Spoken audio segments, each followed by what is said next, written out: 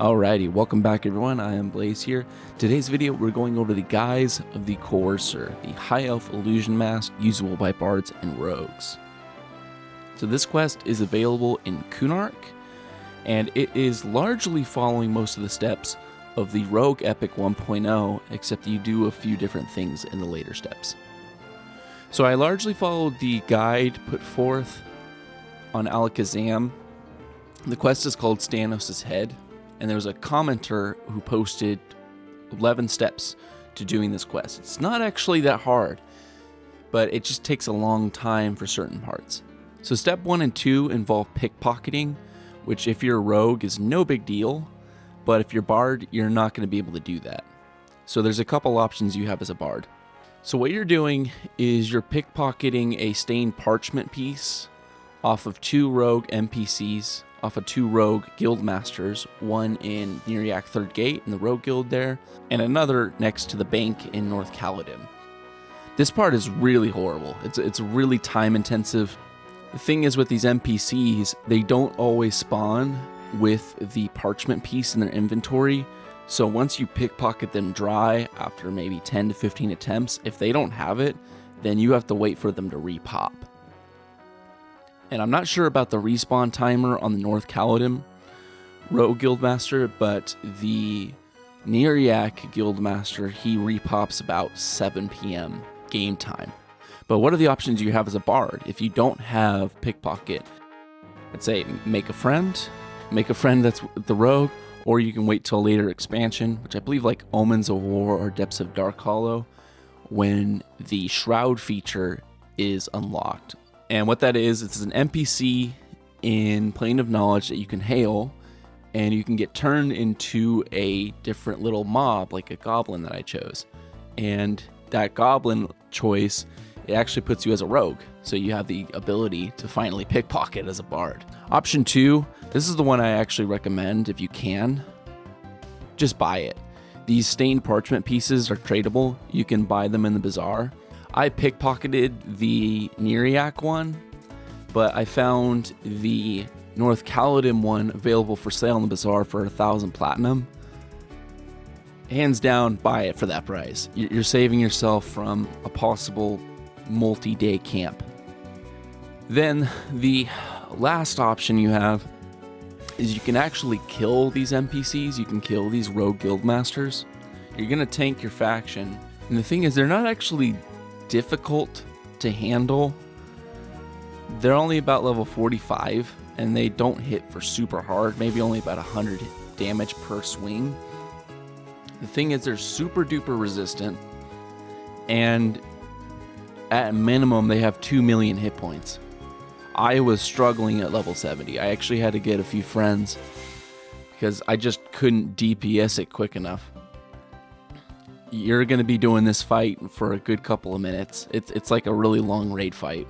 But the thing is, when you kill these guys, they'll respawn with a new inventory. Now, I think the North Caledon Guildmaster, he actually has a longer respawn time, but definitely the Neriak Guildmaster, he will instantly repop when you kill him, thus refreshing his inventory, giving you another chance to pickpocket him for that stained parchment bottom. So once you have those 2 stained parchment pieces, you're pretty much in the clear. You can do every other part of this quest as a bard with your innate abilities. So step 3 is to go to High Pass Hold and find Anson McBale. This is a little tricky because it's not on the Brule maps. You have to go to this one lake portion in High Pass, and there's an underwater tunnel to get to the smuggler den. But once you find Anson McBale there in those tunnels, all you gotta do is just do /say, I need to see Stanos to him. And Stanos will instantly pop. Now, on the TLPs, I was able to do this as a bard. I've heard on P99, you need to be at least a level 50 rogue. So I was able to get this done on Aeonic. If you're not able to, then you might need to get a rogue friend or do a shroud illusion, a rogue shroud. Then once you spawn Stanos, you hand him both the parchment pieces that you pickpocketed, and you'll receive a note from him.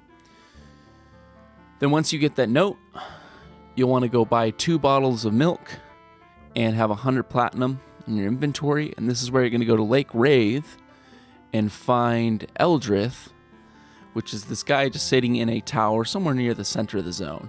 And you give him the milk, you give him the platinum, you give him the note, and you'll get a scribbled parchment. Step 6 is you go to the Plane of Hate. So you'll need a wizard to port to the Plane of Hate with a porting reagent that you buy in Nearyak 3rd Gate near the Cleric Guild. It costs about like 100, 150 platinum.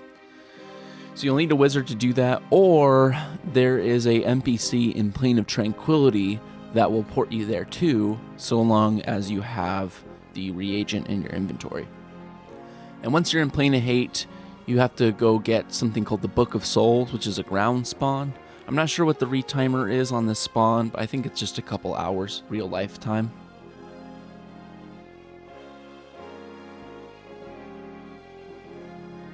Step 7 is you go to Steamfawn Mountains, and you find a little NPC gnome called Yendar Starpyre.